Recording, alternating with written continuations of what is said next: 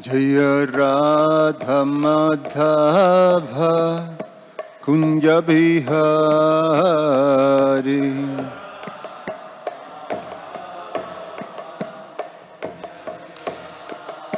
Jaya Radha Madhava Kunja Bihari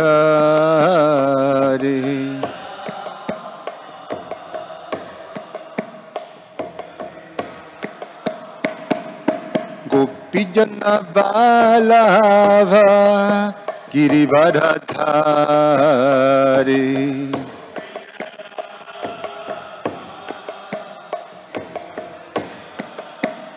Jaya Gopijana Balava Girivardhari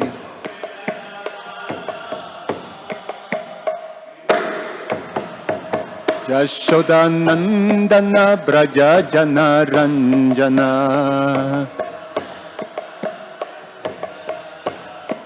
Yashodanandana Braja Jana Ranjana Jamuna Tira Vanachari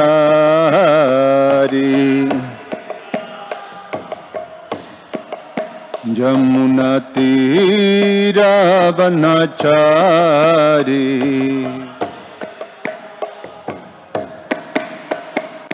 Jaya Radha Madhava Kunja Bihari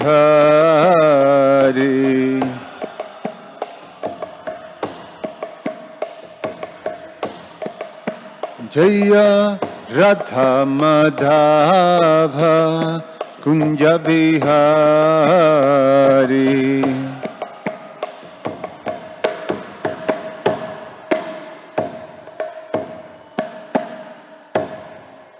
Jayam Vishnupad Paramahansa Parivrajagacharya Ashtotara Srimad His Divine Grace A.C. Bhaktivedanta Swami Srila Prabhupada Ki Jayam Vishnupad Paramahansa Parivrajagacharya Ashtotara Srimad His Divine Grace Bhaktisiddhanta Saraswati Goswami Maharaj Srila Prabhupada Ki Ananta Koti Vaishnava Vrinda Ki ISKCON Founder Acharya Srila Prabhupada Ki Grantara Srimad Bhagavatam Ki Nitai Gaura Premanandi Om Namo Bhagavate Vasudevaya Om Namo Bhagavate Vasudevaya Om Namo Bhagavate Vasudevaya. Reading from Srimad Bhagavatam, Canto 10, the Summon Bonum, Chapter 49, Akrura's Mission to Hastinapura, text number 28.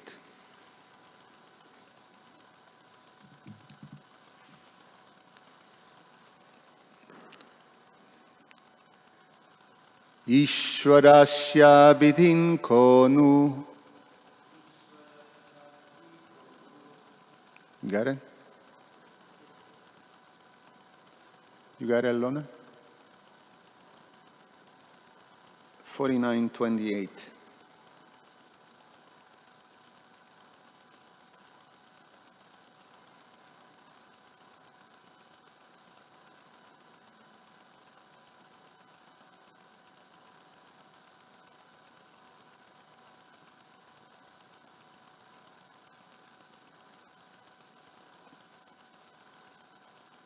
Close. You got it? Good. Ishwarasya vidhim konu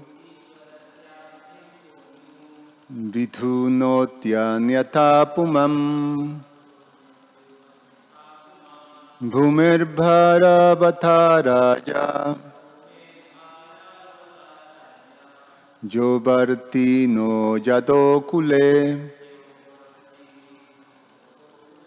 Ishwarasya vidhin konu vidhunotyanyata pumam Bhumirbharavata Raja Jovartino Jadokule Ishwarasya Vidinkonu Vidhunotyanyatapumam Bhumirbharavata Raja Jovartino Jadokule. Please chant. Ishwarasya Vidinkonu Vidhunotyanyatapumam Bhumirbharatavaraja Jovartirno Jadokule.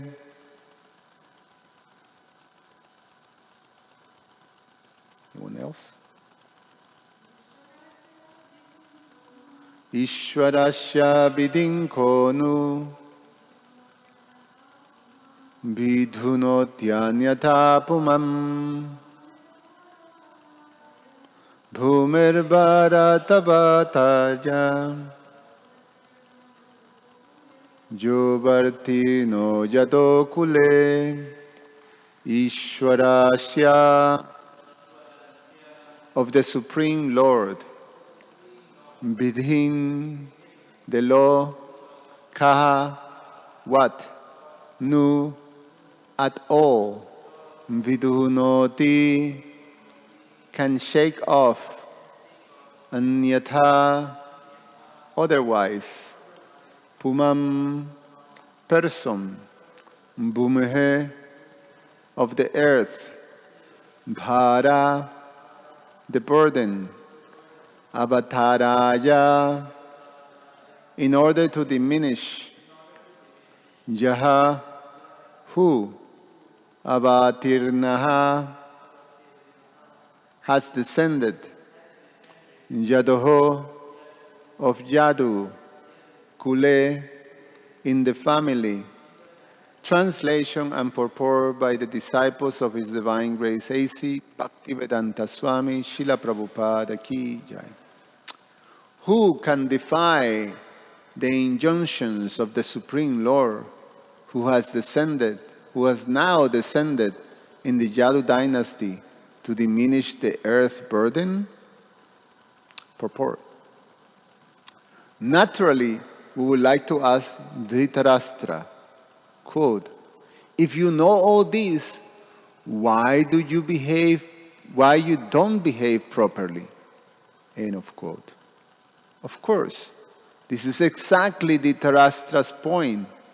He feels that since events have already been set in motion, he is helpless to change them.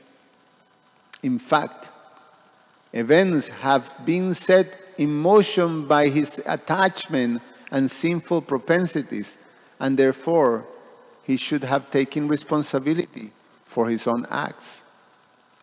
Lord Krishna states in the Bhagavad Gita 5:15, Nadate kasyachit papam. Quote, the Supreme Lord does not accept responsibility for anyone's sinful activities. End of quote. It is a dangerous policy to claim that we are acting improperly because of destiny or fate. We should take up Krishna consciousness seriously and create an auspicious future for ourselves and our associates. Finally, one may argue that, after all, Dhritarashtra is involved in the Lord's pastimes and is actually his eternal associate. In answer to this, we may say that the Lord's pastimes are not only entertaining, but also didactic.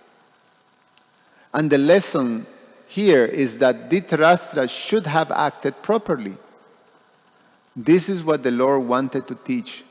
Dhritarashtra claimed that Krishna came to relieve the burden of the earth, but the earth's burden is precisely the improper behavior of its inhabitants. So, let us take the lessons the Lord wants to teach here and be instructed for our benefit. Om Agyana Timirandasya Gyananjana Shalakaya Chakshur Ummilitam Gyena Tasmai Sri Gurube Namaha. Nama Om Vishnu Padaya Krishna Prestaya Bhutale Srimate Romapada Swamin Iti Namine. Namo Om Vishnu Padaya Krishna Prestaya Bhutale Srimate Bhaktivedanta Swamin Iti Namine. Namaste Saraswate Deve Gauravani Pracharine Nirvishesha Shunyavadi Pashyatya Deshatarine Vanchakalpa Tarubhyascha Kripa Sindhubhya Evacha Patitanam Pavanebhyo Vaishnavebhyo Namo Namaha. Ishwarasya Vidinkonu Vidunotyanyata Pumam Bhumirbhara Bhataraja Javatirno Yadokule. Who can defy the injunctions of the Supreme Lord, who has now descended in the Yadu dynasty to diminish the earth's burden? So, Dhritarashtra is explained here that is not taking responsibility for his actions. Like yesterday we were discussing this principle of persons who are highly qualified, highly educated,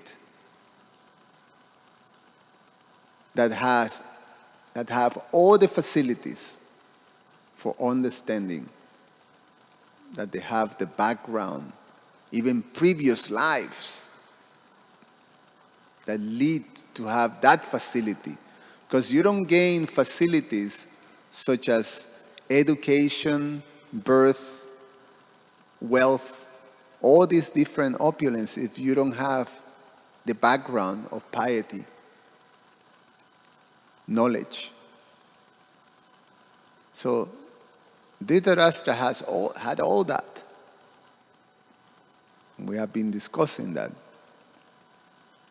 And in despite of that, he is making choices that are not only detrimental to him, not only detrimental to those he cares for, but also for the whole world. It's a huge responsibility.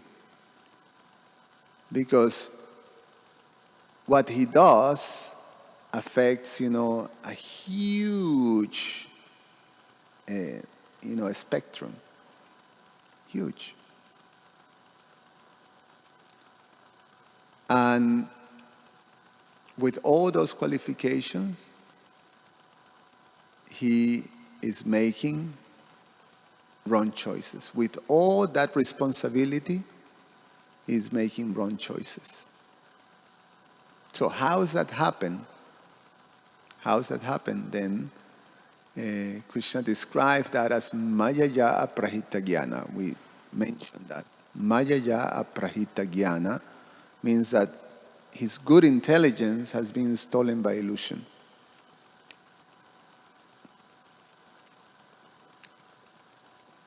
And not only stolen by illusion, but once proper intelligence is taken away, then what it remains is something that is polluted.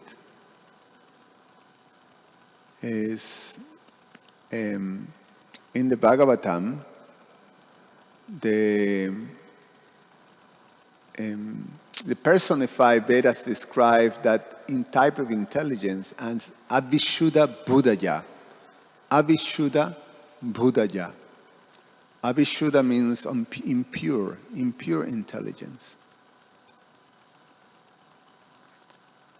With that impure intelligence, even if you're situated in those higher positions by your previous work and by your present work, when your intelligence is impure, then you think, you actually start to think and rationalize that you're quite okay. You rationalize that. The personified Vedas say, Yeniera Vindaksha Vimukta Maninas. That you think you're free from all responsibilities. In fact, it can go all the way to think that in your mind you are liberated. You're controlling. You're in power. Yeniera Vindaksha Vimukta Maninas. Vimukta Maninas. It's only on your mind. Tvayi Ashta Bhava Abhishuddha Buddhaya. The fact is that you are controlled by your impure intelligence. And then, Aruhyo Krichena Padam Padam Pada. That you think that you are situated in the highest position of control. You can actually control things. Yadhanti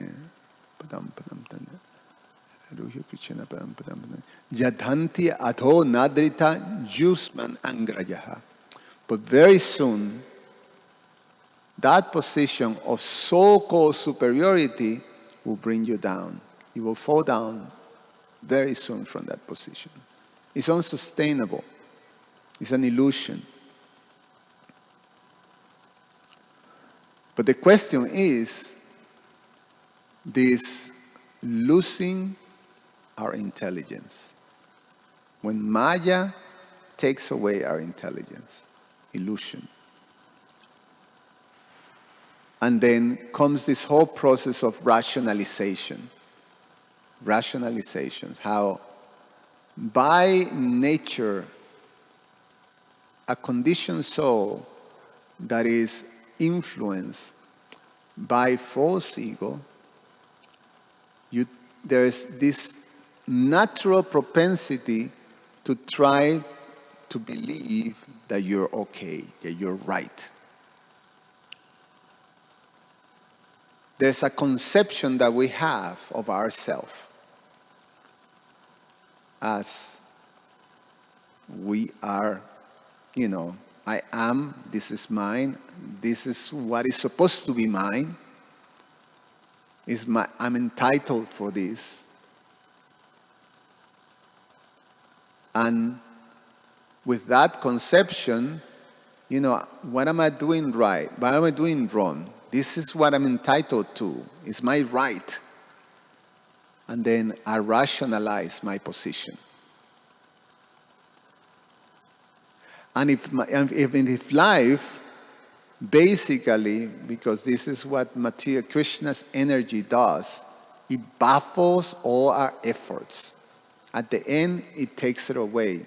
All that illusion that we are in that, even when we think we are in the position of control,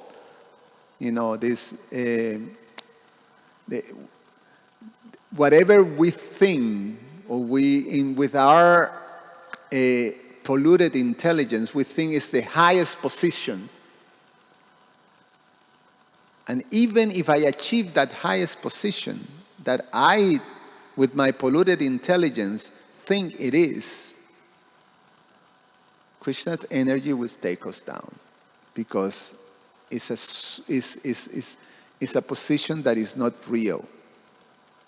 It's all in the mind. It's all in the mind. So there's this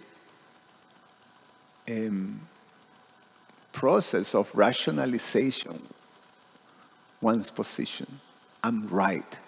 We need to feel we're right. We need to feel that. But if material nature shows misery, takes away all the things, dismantle all our plans for control and for all this. Because Krishna has so many different arrangements to show that. Either by material nature, either by your own body, or either by some other living entity. Adi Bhautika, Adi Devika, Adi Atmika. So these are the threefold mysteries of life. It's called like that. Material nature is designed like that. It's designed to cause misery. Dukkhalayam. This word is being described by Krishna as Dukkhalayam, a place of misery. So it's designed like that. So when that happens, then what? If I'm right in this position and now everything is being sort of taken away, or there's a threat of being taken away, or I'm being shown that, hey, it is clear here, you're acting, you're making a sinful choice, you're making a wrong choice, then you have to rationalize that it's not your fault, it's someone else's fault. And if it comes down to if the argument is, if you're being shown an argument that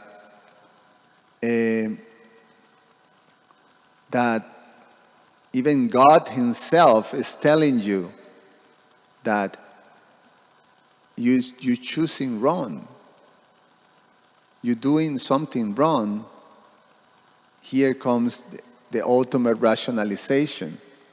It's God's fault. It's His fault. And this is what the Dhritarashtra is basically saying here. That, so he is the Supreme Lord. He have come into the Yadu dynasty. And he's in control. He's the Supreme Controller. Nothing moves without His control. So He set this whole thing into motion. I can't help it. It's His fault. What can I do? I'm destined to do this.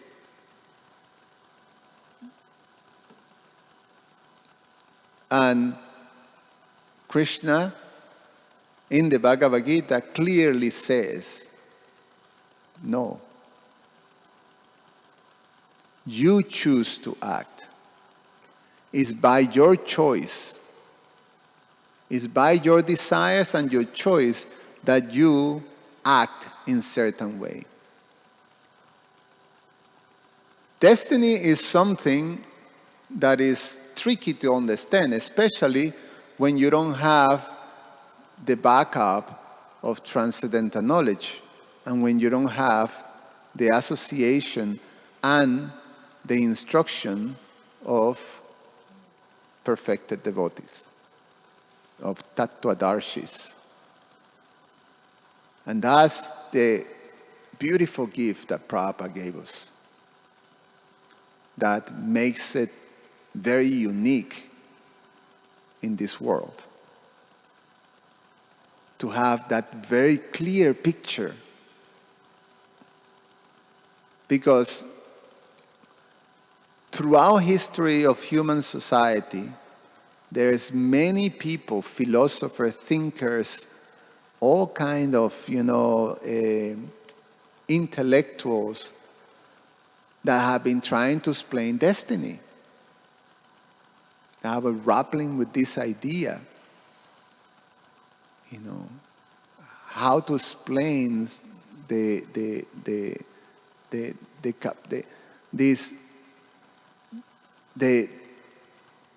idea of free will and the idea of destiny.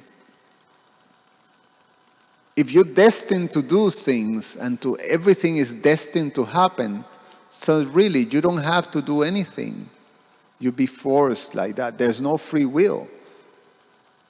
It's not that you choose because you're already destined to choose certain way. So therefore, if you choose destiny like that, then you can be like like Shastra, that goes with this nihilistic type of understanding of it. What's the use? I just kill myself, as anyway. Either case, I'm just being carried like a little straw in this wave of destiny with no capacity of doing anything or choosing anything or controlling anything. So then, no, we choose, many people, we choose free will. We are in charge. We can change our destiny. This is something that is very appealing to the materialistic consciousness. I have the capacity to control my destiny. By your choices, you can change your destiny. You can control your destiny. You can be whoever you want to be. But then, we see that really doesn't work. Because if that's the case, everybody will be, in this wonderful situation. Everybody will be a millionaire. Everybody will be, everything that they desire. But we see it doesn't work like that. So how exactly it works? Well, the Bhagavad Gita is wonderful. Krishna explains that throughout the Bhagavad Gita, in chapter 13, Krishna says that there is this relationship between nature and between the living entity. It's part of Transcendental Knowledge. In a nutshell, Transcendental Knowledge is to understand who is God, who I am, what is God's energies, and what is my relationship with God and God's energies. So there's a natural relationship. So in chapter 13, Krishna elaborates in this relationship between material nature and the living entity. So, text 21, he says, nature is said to be the cause of all material causes and effects, whereas the living entity is the cause of the various sufferings and enjoyment in this world. So, by the living entity, choices, then you create sufferings or enjoyments, karma. So karma is the reactions that you receive by your choices. In the 8th chapter, Arjuna asked Krishna, what is karma? And Krishna answered, karma is the actions that you do that will give you a material body, or the choices that you have that will lead you to the material body. That's karma. So that's what the living entity does. It have choices, and according to those choices, you create sufferings and enjoyment. And then what is material nature? Well, material nature will provide you a body that is suitable to feed those sufferings and enjoyment that you have created by your actions. So there is 8 million, what is it? 8,400,000 species of life, right? And these are all different types of bodies that are suitable for a particular suffering and enjoyment in life. So material nature provides those things. So then all these different bodies and changings of bodies and situations that have to be presented, it's almost already, that's where destiny comes to play. That you have to receive a body and you have to go through already the sufferings and the enjoyments that you have created by your choices. Now, the question of free will, once you are in that type of situation provided by material nature. Well, by your choices, you cannot do much about this life. You already have a particular amount of enjoyment and a particular amount of suffering. And it really doesn't matter what you try to do, you have to go through that. You have a person, sometimes you have persons or twins or something like that, and one you see that although they have the same birth, you have, the same features, the same opportunities, the same time frame, and you can see sometimes that they have different situations. One may be successful, one may not be successful in certain material things. So how do you explain? So there is a very specific, the amount is individual, the amount of happiness and distress that you're going to suffer. Now, your part is that you have to make choices.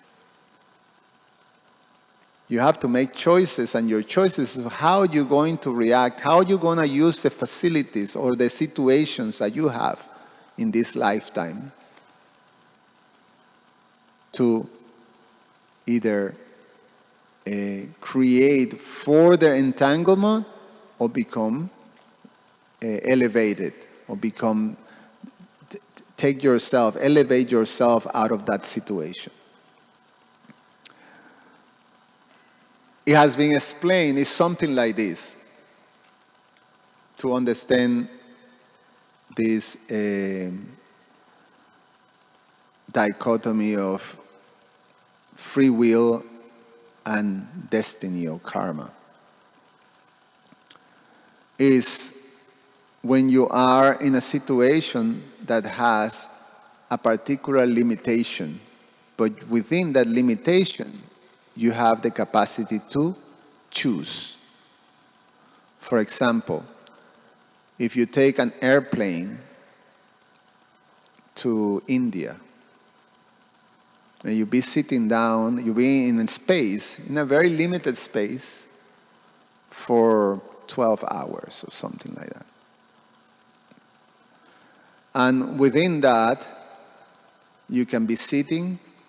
You have choices to make within that limited space. You can choose to sit, you can choose to walk, you can go to the bathroom, you can sleep, you can open the window, you can read, you can watch the movie, you can chant Hare Krishna, or you can absorb yourself, whatever, in the, all silly movies that they have, throughout the whole thing. So many choices you can do. You can, fast, you can take your little prasadam that you bring, or you can eat the stuff that they make, there. So many choices you can make. But you're limited to that space. You can, all of a sudden, I really think so air, let me open the door, and you can't do that. You cannot do that. Or you can be a hijacker or something like that, a terrorist, and pull out a knife, and start to threaten everybody and maybe kill a person. So many choices you made, but it's within that limited space. So that is the situation that material life gives. According to those choices, now you're creating your next arrangement of sufferings and enjoyments. So we're responsible. We're responsible for our choices. And therefore, out of those choices, we receive these reactions, suffering or enjoyments. When Akrura comes to Dhritarashtra, he explained to him very clearly that your lineage, you're among the highest, most responsible and qualified persons of this world. So it is expected that you are an example of righteousness, of being equipoise. When you're in a leadership position, you can afford being casual about, your responsibilities. You can afford, yeah, we're all humans, I'm imperfect. What can you do? Flesh, what is it that the Christians say? Flesh is stronger than I don't know, the will. What's the biblical code that flesh is stronger? Something like that. Anyway, that I can make excuses. A leader cannot afford to do that. Because like Krishna says, the responsibility of the leader is that you have to show by example. Because common people will follow. Because people will actually will be willing to follow if you show that you're a worthy person to be followed. That you're an example. That you act what you preach. You're not a hypocrite. So you are in that position, Dhritarashtra, so you're expected to act properly. If you don't, then you will cause great suffering, not only in your next life or in this life. So your choices are important. So be equal. Be equipoise towards your sons and the sons of your brother Pandu. And do the right thing. Now, Dhritarashtra didn't like that. And as we heard yesterday, and we're hearing through this, through the help of our Vaishnava Acharyas, we understand his mentality. He spoke nicely because he's an educated, qualified person. So he makes his good display of being a saintly king by, telling Akrura, your words are like nectar. But they're not like nectar. He didn't like it. But he says like that.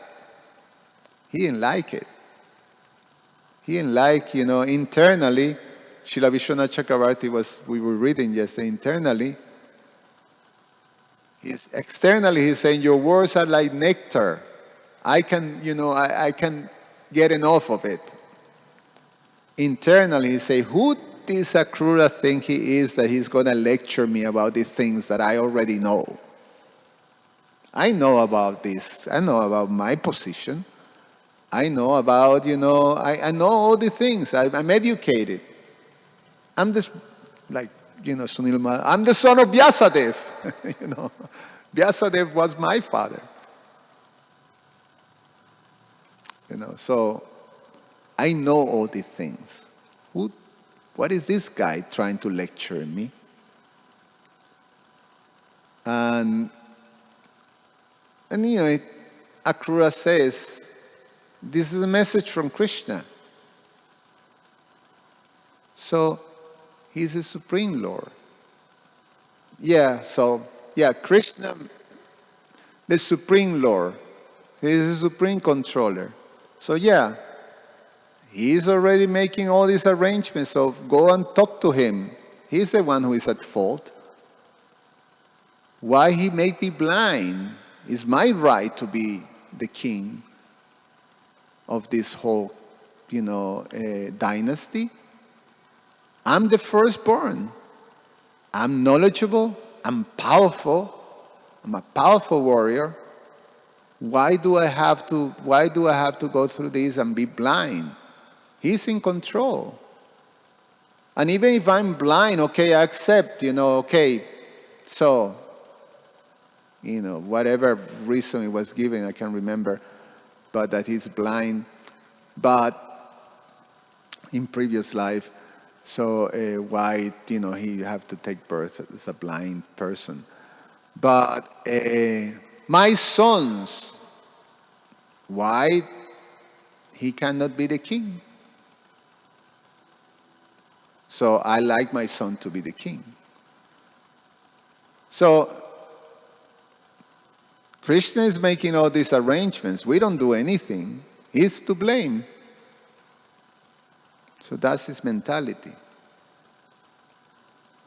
But Krishna doesn't take responsibility for our own choices. Krishna doesn't take responsibility for that. We have that choice. We have that choice.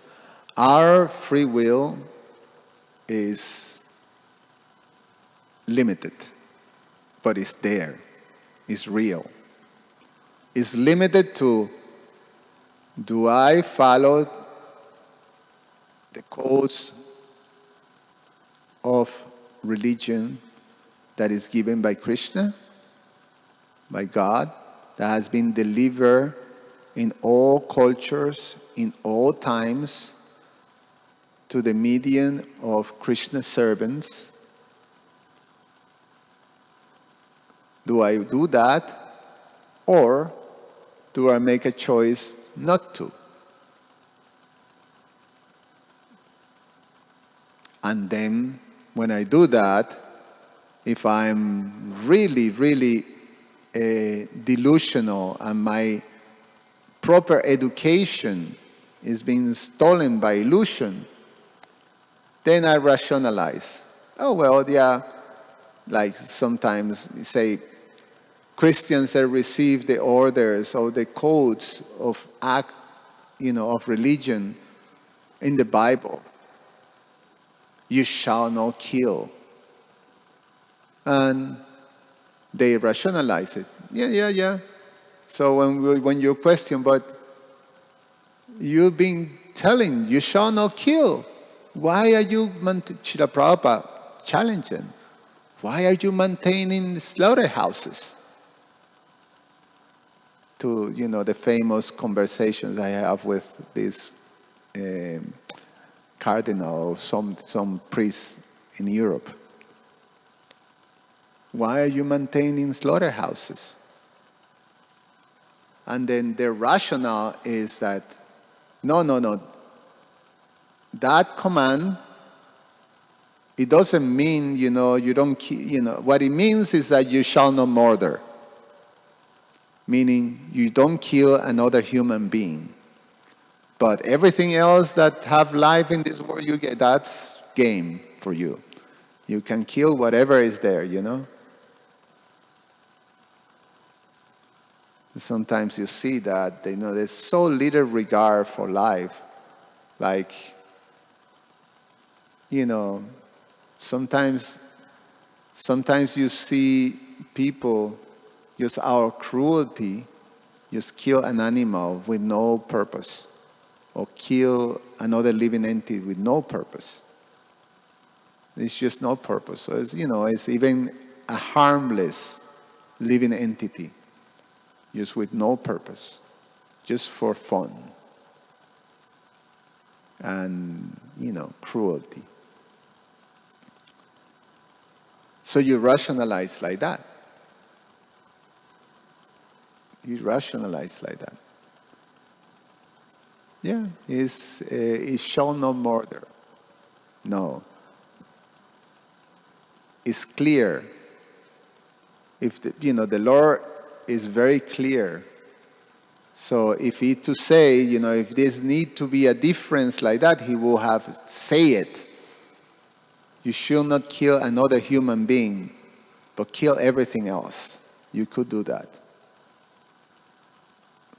No, but the Lord told us already that we have dominion over all living entities.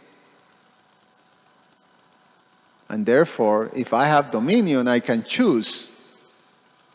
Yeah, this one I kill, this one I don't kill. That's your definition of dominion?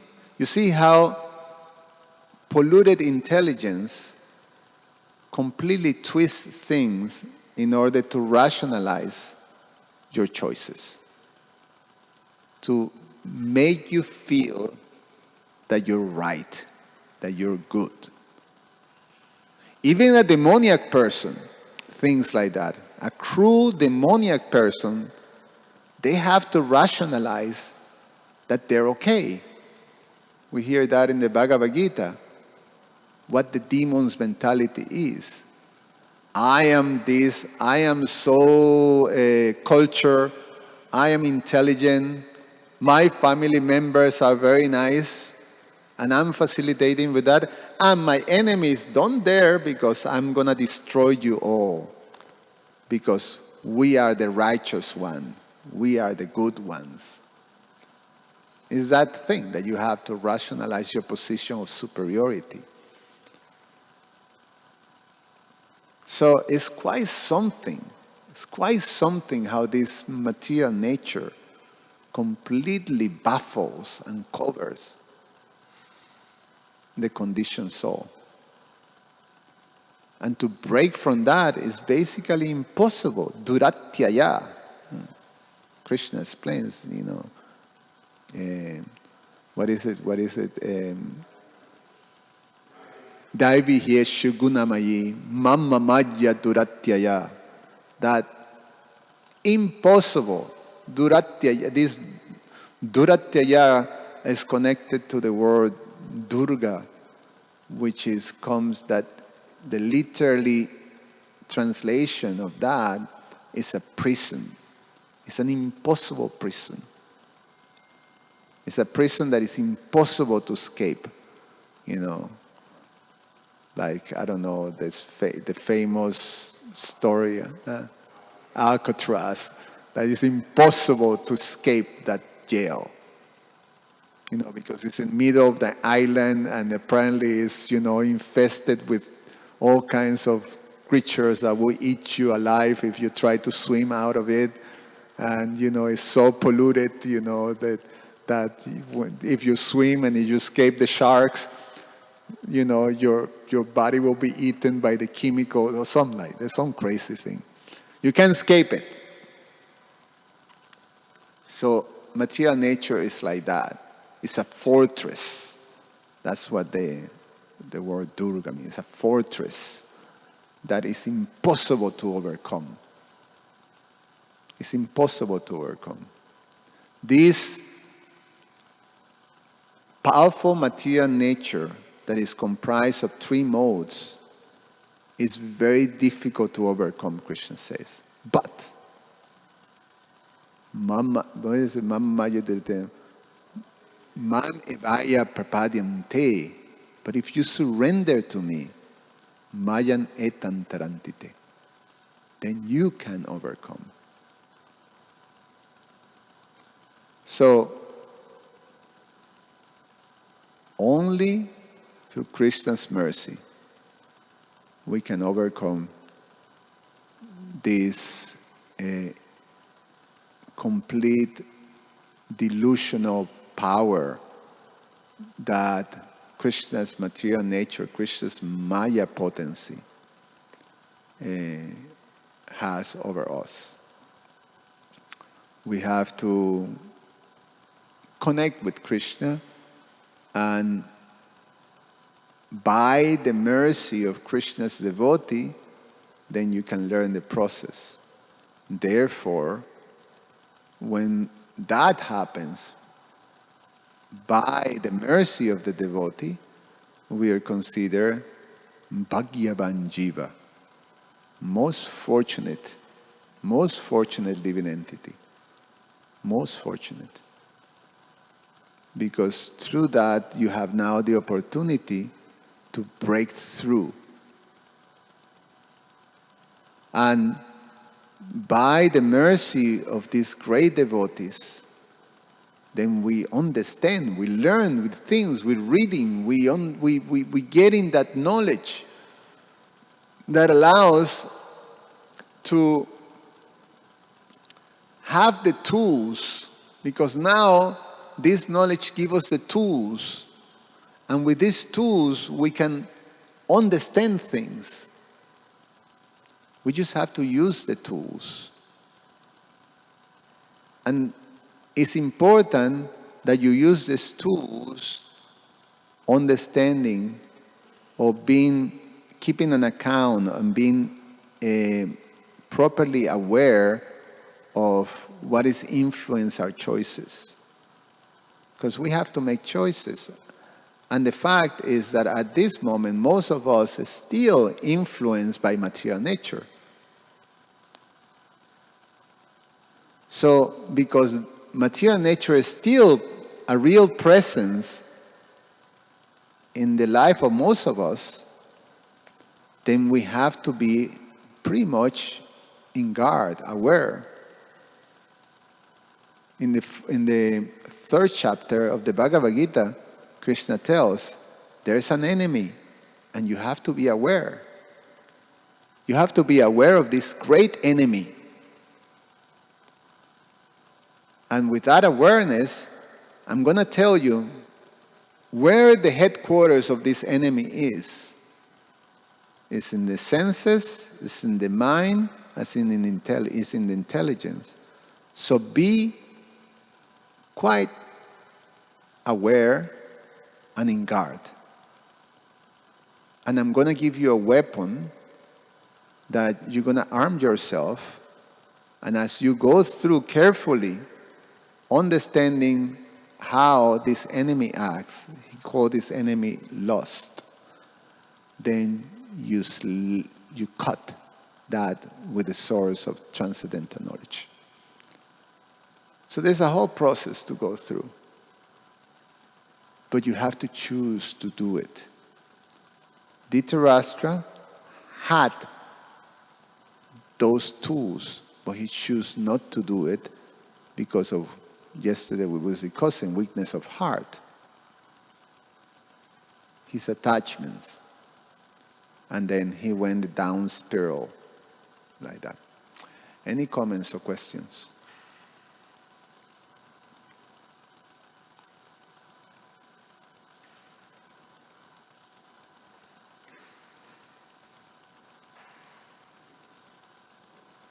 Just wait, his comments. No, talk. You mentioned that it's so interesting that understanding of free will and how much we are in, how much is not in our hands, and Dhritarashtra understands that this is my situation, but things are set in motion, so I cannot control.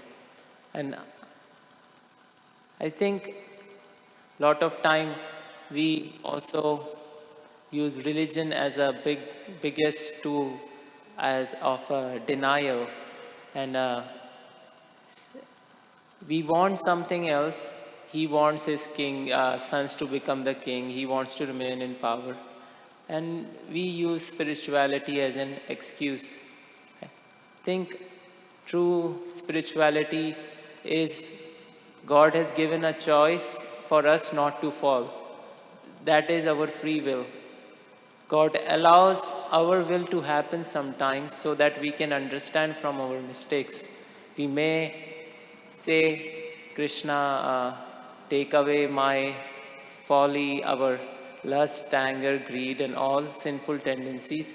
But in our heart, we might be very piteously whining, why is it being taken away from me? So it's a denial. We don't want to be separated from it, but we say that Krishna is not taking it away.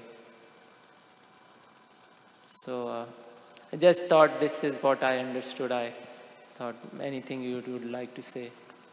Yeah, it's an awkward position, I always said, to be in this mixed space of having material desires and having devotional desires. So in one sense, most devotees are sincere in wanting to become Krishna consciousness. Actually, all devotees are sincere. If you don't really want to become Krishna consciousness, you're not a devotee.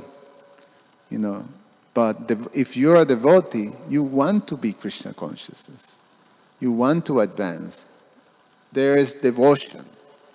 That's where you consider a devotee. We look up to the deities with faith. So there is that, and there's a materialistic part that is still real. I have material desires. I have attachments. I'm conditioned for my nature, so I'm seeing through the lenses of my body, and my false ego made me think this is how reality is. So these things are real, but it's very awkward because these are things that they're not combined. They're opposing. They're opposed. You could be a devotee, you could be a materialistic person. We say karmis and bhaktas. But here, in this position, you're the two. You're the two in one. So it's awkward because you're not wholesome. You're not, there's these two sides, Jekyll and Heckle. No, that thing. That's the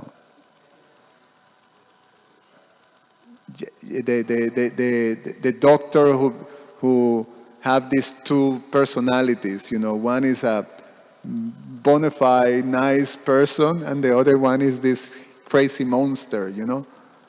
Like that. So we may have those situations. Sometimes, the materialistic side comes forward. So I'm praying to Krishna. I want to become free, but I'm still, I'm hopeless because this thing is controlling me. So it's not out of place. That's why Srila Rupa Goswami says this hoping against hope, principle.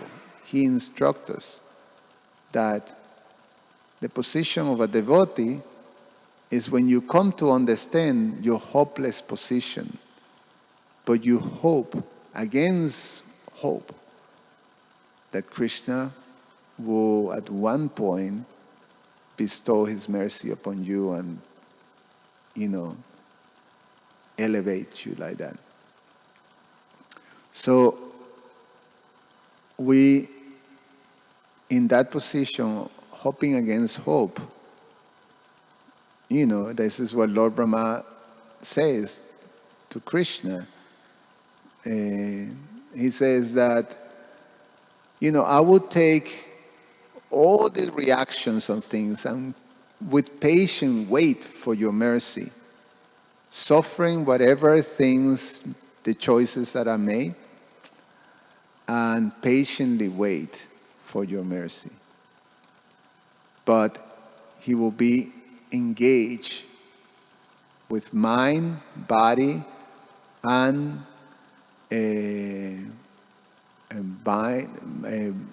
body, mind, and spirit in the process of hearing and chanting in association with devotees. You don't give up that. So it's natural, in other words. That's my answer to it. It's something that we can expect. We sincerely pray where we're still being controlled by that. And the process of devotional service, prayer is one of them, is weakening and weakening and weakening that. So pray. Don't give up praying. And as we pray with sincerity, Krishna will give us intelligence. And how the intelligence becomes manifested? First, that you become aware of this stuff and how it's acting and how it's basically sabotaging your progress in Krishna consciousness. And as you start to see this as the sabotaging element, then at one point you're going to say, I'm going to get you. And how do I get you? I have to chant, I have to take shelter of Krishna. I have to, what is the instructions that is being given to me? Well, I have to become purified. And what are the 5 most purifying elements that I can take shelter of? Srila Rupa Goswami, chanting the holy name, hearing the Srimad Bhagavatam, worshipping the deities, associating with devotees, and being in a holy place. So I'm going to do whatever is favorable. I'm going to be enthusiastic about it. I'm going to have patience because it takes time to get purified, especially depending on how covered I am. I'm have full confidence on this process. And I'm going to maintain myself in association with devotees. So like that.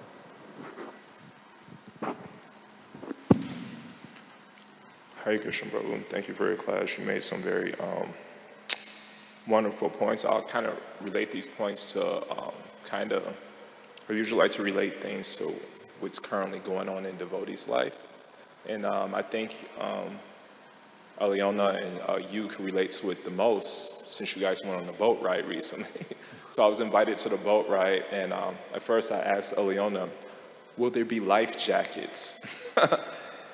And she was like, yeah, but I'm a good swimmer, but yeah, you have to put them. But I'm like, well, I'm not, but even if I wasn't, I'm not a very adventurous person.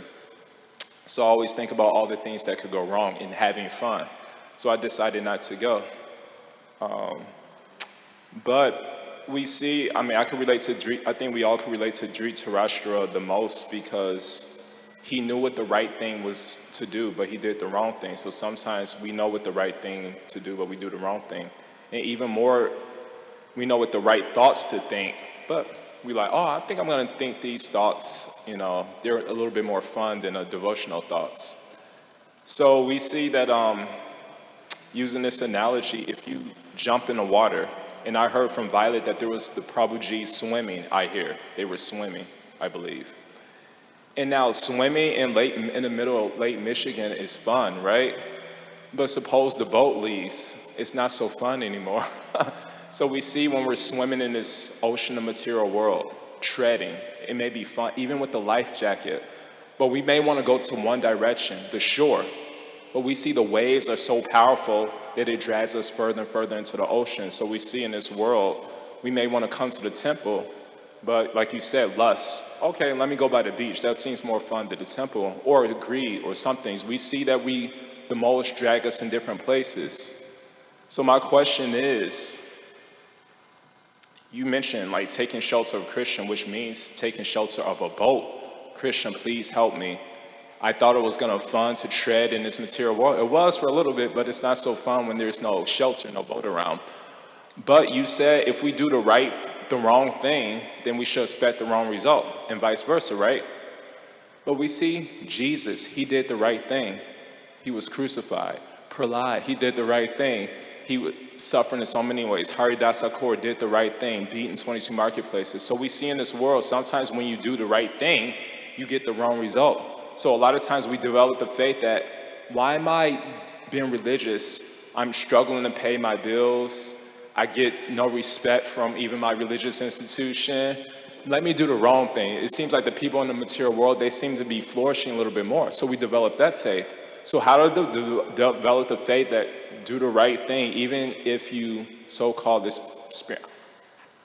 You understand the question? Yeah, for sure. This is a breaks the camel back questions for many religious persons. You know, we hear this so many times. What is bad things happens to good people, right? There's that famous little book made by this Rabbi Krishna.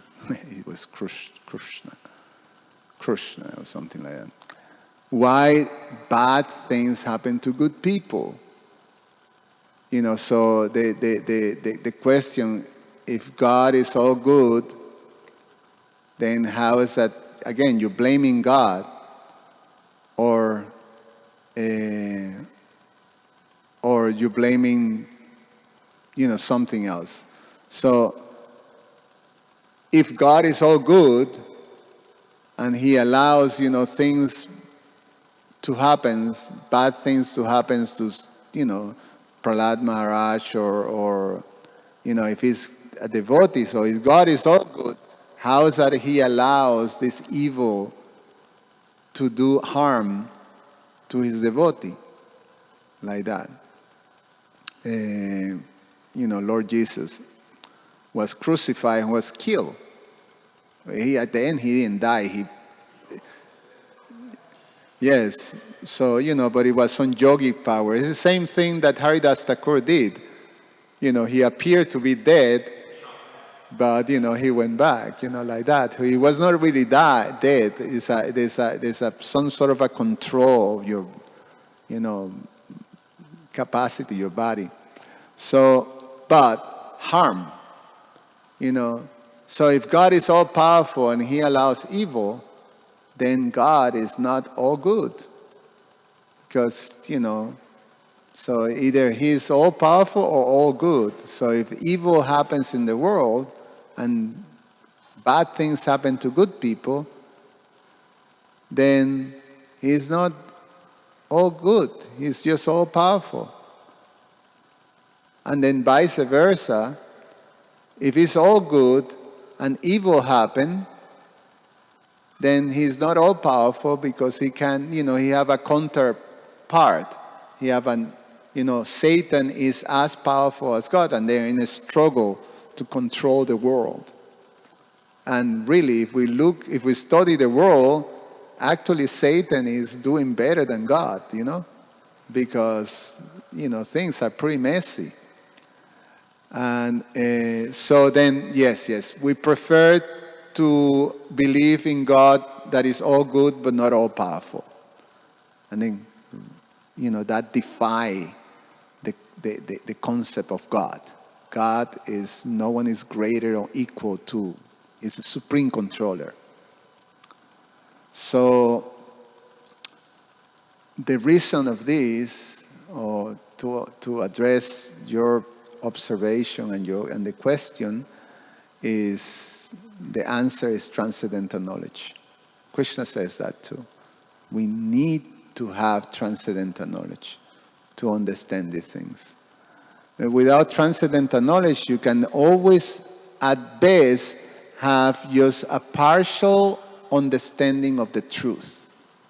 Just a little aspect. It's like the classical example that is given of blind people trying to understand an elephant. So depending on where you're situated in an elephant body, then you're going to have a conception of the elephant according to whatever you're experiencing. So the person who's holding the tail, oh, the elephant is like a snake. The person that is holding the legs, or is by the legs, oh, the elephant is a pillar. The person that is by the ear, oh, the elephant is like a fan. the person that is at the trunk, the person, anyway, like that. So they all truth, but they're partial, incomplete. Transcendental knowledge allows to have this complete thing. Yes, God is all powerful and is all good. And when we see something externally appears, to be some bad happening to a devotee, is not really bad. And then we see something, if we see one little frame, when you see the big picture, when you're able to see the big picture by transcendental knowledge, you understand, wow, this is a pretty amazing. Krishna's, showing how, through the devotee, how to deal with all these things, how to deal with happiness and distress. Because happiness and distress, Krishna says, matra sparsas tu kunteya, that it comes and goes like, summer and winter season. You're right, the experience arises from the mind. So you use tanstitiksha bharata. You tolerate those things. So this is what devotees do. They choose, they understand by transcendental knowledge that these things are part of life. Happiness and distress. So they're transcendental to that. And they show by example. Through those examples, we have the opportunity to follow in these footsteps and being able to overcome these things. Navigate life in this material world. Anyway, I'm way over my time. So I have to show by example, no? Thank you so much. Grantara Srimad Bhagavatam ki jai.